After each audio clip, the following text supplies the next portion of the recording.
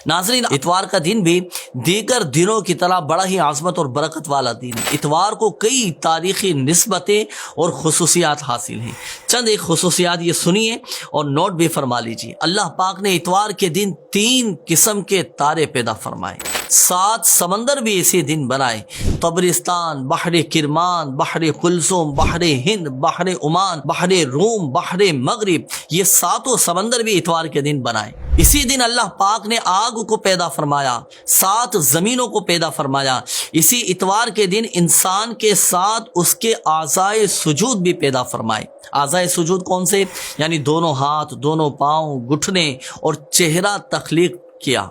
इसी दिन यानी इतवार के दिन ही 7 दिनों को पैदा फरमाया। इसी तरह इतवार के दिन की एक खुसूसियत ये भी है कि इतवार के दिन खेत बोना, दरख्त लगाना और मकान की तामीर करना ये बाइस बरकत है। आइए नाज़रीन, अब मैं आपको इतवार के दिन के 2 मखसूस आमाल अर्ज़ करने लगा हूँ और इन आमाल की और इन नवाफिल की फजीलत ये है कि अल्हम्दुलिल्लाह सवजल हाजतें पूरी हो जाएंगी। हाजतों के पूरा होने के लिए, जायज़ मकासिद में कामयाबी के लिए ये इतवार के दिन का अमल है। अल्लाह पाक के आखिरी नबी सल्लल्लाहु अलैहि वसल्लम ने इरशाद फरमाया कि इतवार के दिन कसरत नमाज से अल्लाह पाक की वहदानियत बयान करो, क्योंकि अल्लाह पाक वाहिद है, उसका कोई शरीक नहीं।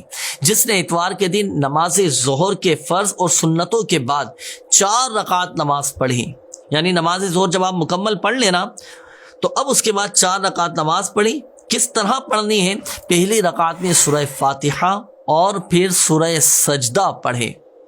इसी तरह दूसरी रकात में सूरह फातिहा और सूरह मुल्क पढ़े, फिर तशाहुद पढ़कर सलाम फेर दें। ये 2 रकातें मुकम्मल हुई। फिर आखिरी 2 रकात पढ़ने के लिए फिर खड़ा हो जाए और उनमें फिर सूरह फातिहा, पहली रकात में सूरह फातिहा और सूरह जुमा की तिलावत की, अल्लाह पाक से अपनी हाजत तलब की, तो अल्लाह पाक के ज़िम्मे करम पर है कि उसकी हाजत पूरी फरमा देगा। एक तो यह अमल हुआ।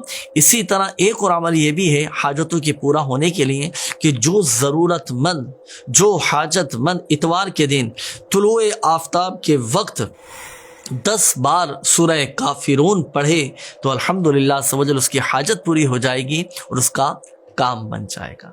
तो नाज़रीन, ये थे इतवार के दिन मखसूस आमाल जो आपने खुसूसियत के साथ इतवार के दिन करने हैं। इतवार का दिन छुट्टी का दिन है, उमूमन ऑफिसेज वगैरह की, दुकानों की, कारोबार की छुट्टियां होती हैं, तो उस दिन आपने खुसूसियत के साथ अगर कोई हाजत है तो इस अमल को कीजिएगा, आपकी हाजतें पूरी होती चली जाएंगी।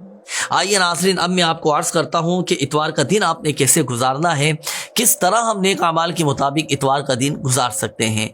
याद रखिए कि फ़ी ज़माना अगर हम नज़र दौड़ाएं, मुआशरे में देखें तो कई ममालिक और बड़े बड़े शहरों में इतवार के दिन अक्सरियत की छुट्टी होती है, जिसकी वजह से नतीजतन होता क्या है कि रात देर से सोने और इतवार की सुबह ताख़ीर से उठने का रिवाज, जिसकी वजह से एक तादाद बेचारी नमाज फजर से महरूम रहती है। कुछ ऐसे भी हैं कि जो बिला वजह गली में, मोहल्लों में, घर में सारी रात जाग कर फजूल बातों में वक्त बर्बाद करते हैं और कुछ लोग तरह तरह के गुनाहों में बेचारे मशगूल रहते हैं। अलमान वल हफीज़, अल्लाह की पनाह। अगर इस दिन को हम अल्लाह पाक की इबादत, तिलावत कुरान, ज़िक्र व अस्कार, तस्बीहात, दुरूद पाक की कसरत में बसर करें तो इसकी बरकत से हमारे नामाए अमाल में नेकियों का ज़ख़ीरा होगा, नेक अमाल की हमें तौफीक होगी। और इस छुट्टी से फ़ायदा उठाने के लिए जल्दी उठें, सुबह सवेरे उठें, नमाज तहज्जुद अदा करें, फिर मस्जिद के पहले सफ़ में नमाज फजर बाजमात अदा कीजिए, नमाज इशराक, नमाज चाश अदा कीजिए,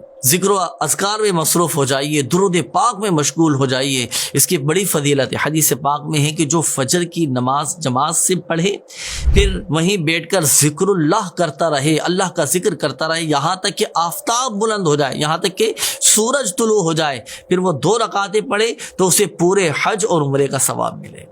इसी तरह इतवार के दिन की इब्तिदा ये नेक अमाल के साथ कीजिए। इस दिन की अच्छी इब्तिदा के साथ फ़राइज़ व वाजिबात की अदायगी के अलावा दिन भर नेकियों में मशगूल रहें। इंशाअल्लाहुल करीम ढेरों ढेर बरकतें नसीब हों।